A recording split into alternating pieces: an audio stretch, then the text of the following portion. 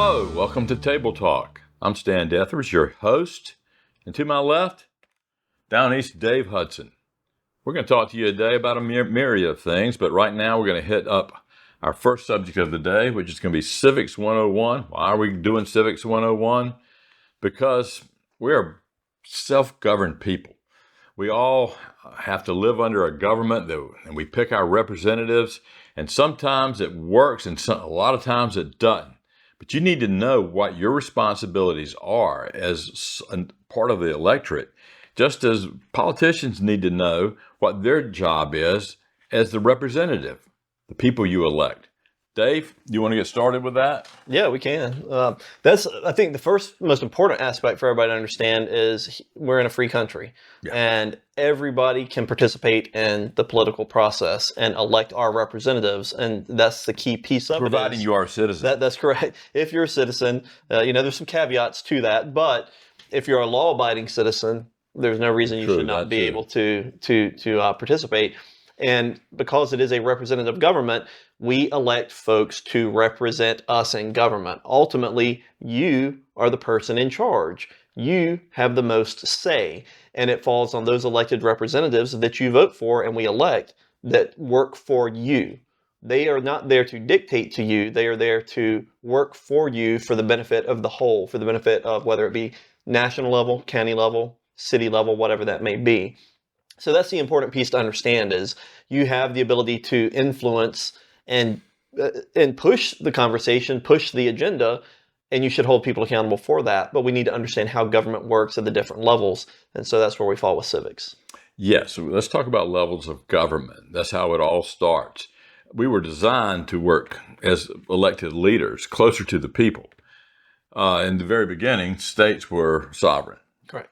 But once we became the United States of America, then we have three levels of government. We have the federal level, we have the state level, then we have the local level. Some people consider state local, probably when they're from another state.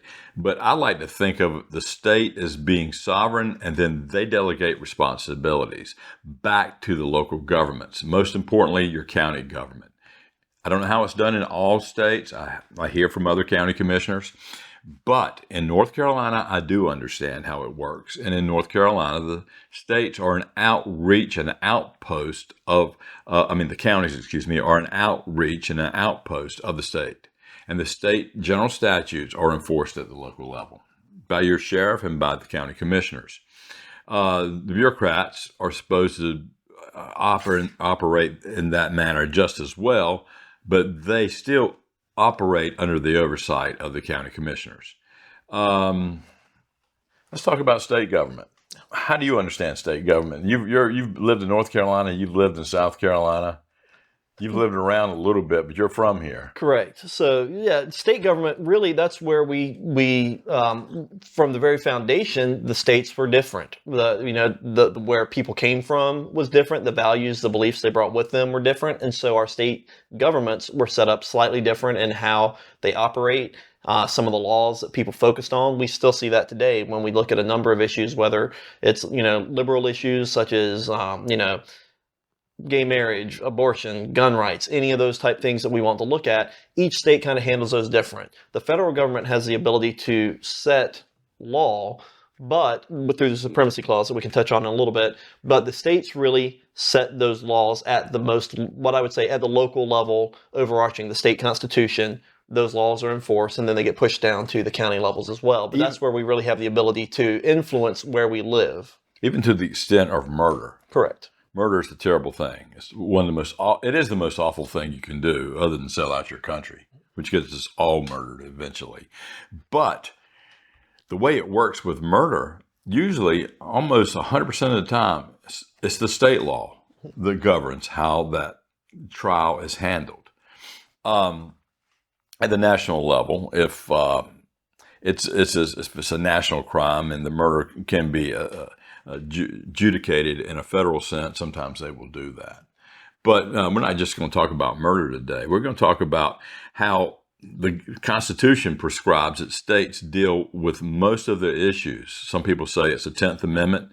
I'd say the whole Constitution prescribes that the states deal with things like in the Constitution itself. I can't remember the exact article, but We, the states, not only pick the president, we pick our own leaders, and we decide how we elect folks. Hopefully, we do it in a manner where it's legitimate. And we find in some states it's not very legitimate. Hopefully, in North Carolina it is. I can tell you right now in Beaufort County it is legitimate. But we're supposed to do whatever it takes to elect our leaders in a manner where it is lawful and we elect the right people. So they give the right to the General Assembly to prescribe how those laws are dictated. And in some states, you don't have to have identification. You don't have to be a citizen, and even in some local elections, maybe even in national elections. We don't know. We're looking at a lot of things right now from the Department of Justice, and they should have been doing it all along. What do you have to say about all that? I don't see an issue with having to identify yourself, show that you're an American citizen in order to vote. That's how it should be. We have to show ID cards for everything else we do. I don't think it's a far cry to say if you want to vote, you at least just have to be able to prove who you are and that you have the right to vote. Mm-hmm. If I have to show ID to buy a pack of cigarettes, to go buy a beer, to get on an airplane, some basic things that are just everyday activities, we have to show an ID for it. And so there are laws around that, and those laws do vary from state to state. And remarkably, you had to have an ID to get into the Democratic National Convention, but not one of their tenets as a political party is you do not need to show an ID to vote. Mm-hmm. It's an important part. When people start losing confidence in their method of electing their officials, that's when society starts falling in a Republican society. Republican meaning we elect representatives to govern for us and do as we bid them to do, or we don't elect them again. And there's a democratic method to electing these representatives, and that's why it gives us our Republican government. And I think what's important, you're doing your civic duty sometimes is what it's called. It's your civic duty. You go out and vote.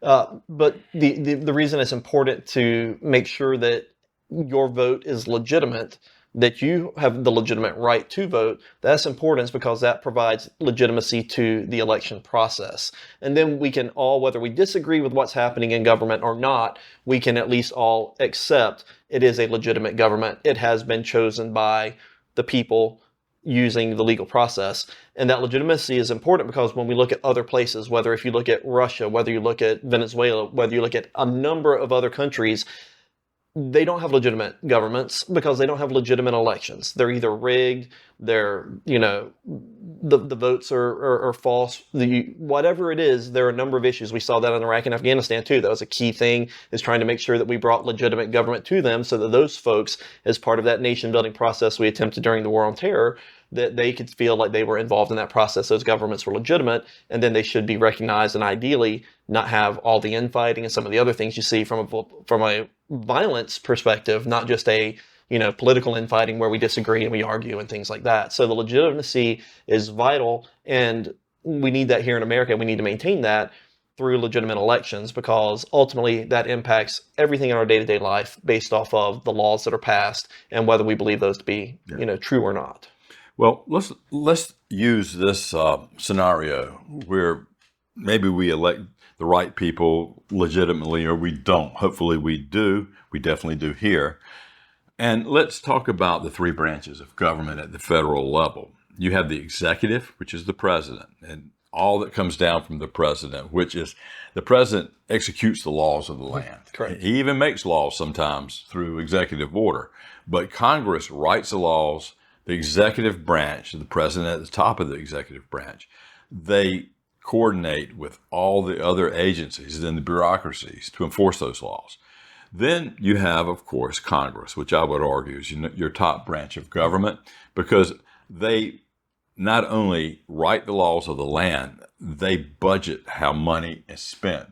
People a lot of times say, well, why doesn't President Trump do something about that? Well, without Congress, he can't do much. And he can institute an executive order, but if it's not popular, that executive order is not going to last very long. It'll last as long as he's in office, and that's it. Then you have the judiciary, and the judiciary looks to see if we are following the Constitution, and they will make judgments through the Supreme Court orders as to whether it is constitutional or not. And once it goes to the Supreme Court and sets precedent, it gets etched in somewhat stone.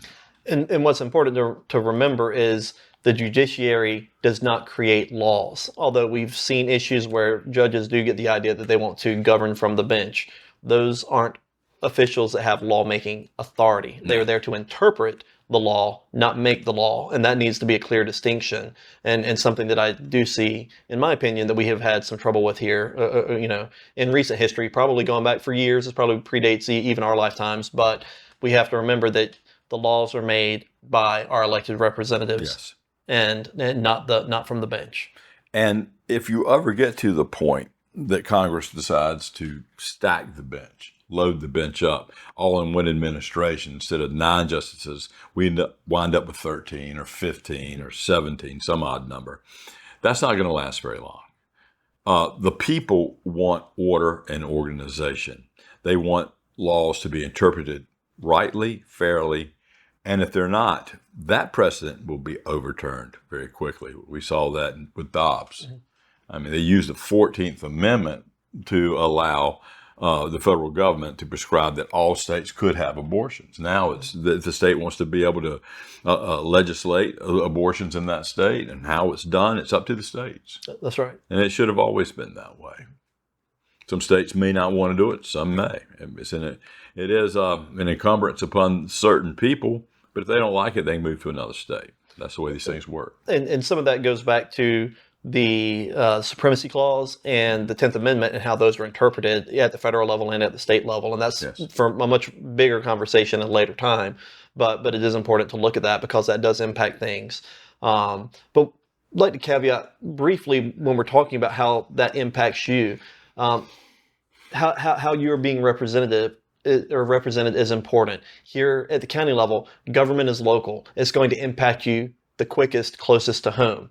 And there are issues here in our local government where I would certainly say we aren't fully represented because of limited voting.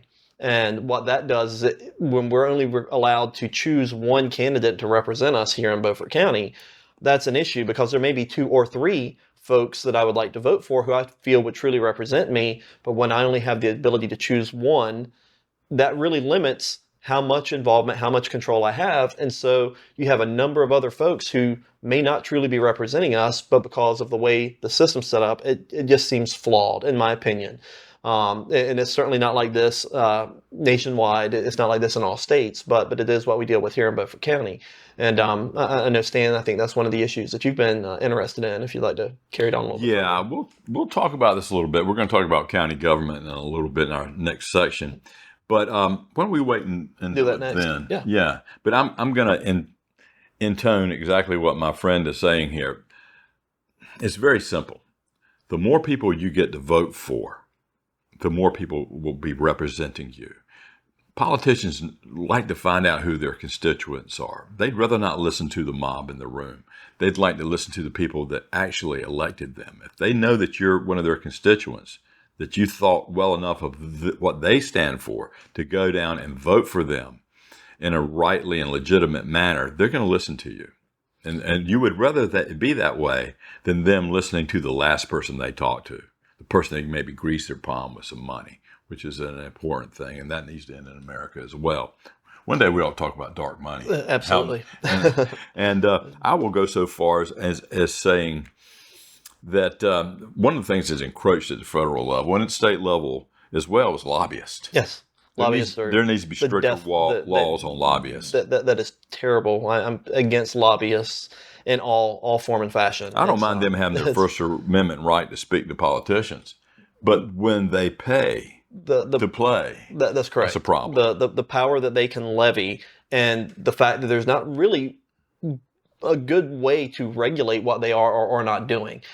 Doing favors for politicians to exchange votes, all kinds of issues that come with that we can get into, always another time as well. But it really does, to some extent, subvert the government. It takes away your ability to have influence over the government and what's in your best interest. It certainly can work against us when you look at things, the big OxyContin scandal. That was a big issue. lots of different issues can come from that. So lobbyists, while yes, you do certainly want to be able to reach out to your elected officials and speak to them, coming from the personal level, I would say is infinitely more important than letting corporate America or these high dollar people essentially buy votes that are in their best interest, not in the best interest of the people. And that's an issue. And it goes back to somewhat, like we said, with civic duty. Getting out and voting, even when you don't think it's important to know all of those candidates. It's important, even in like a midterm election like we have coming up, it's important to vote because those things that are happening are going to impact you sooner, closer to home. Whether it's your taxes, the federal government can talk about lowering taxes. It's going to impact you more at the city level, at the county level, at the state level than at the federal level. So a lot of folks will show up to vote for the president every 4 years, and then they kind of forget about the rest of what's happening. But it is important to know how government works, federal, state, local level, and be involved in that. Be educated on it. Know who your candidates are. Know where they stand on the issues, and then get out and vote. And then you can feel truly represented, that you have played your part. You've done your civic duty to do so. In summary, 3 levels of government: federal, state, local. At the federal level, 3 branches of government: executive, legislative, judiciary. At the state level, works pretty much the same way. Governor is the executive. General Assembly is the legislative. And then we have our own Supreme Court and appeals court here in North Carolina. It's important you vote for those judges. Then at the local level, the closest government you're going to get. You can put your hands on these guys. You can talk to them directly. They handle almost all of the duties of the state and federal government here locally, and they can help you have a better life, but you need to know who you're voting for, and you need to put the right people in office. Okay? Thank you for joining us for this segment, Civics 101. We'll do this again. Maybe one day we'll get to Civics 102, but we're not there yet. We're just doing the foundational support of what it means to be an American citizen, voting in this great land of ours. Thank you for being here today and sharing this time. Dave, you got anything to say? No, I think that's about it. Yeah. All right. Take care.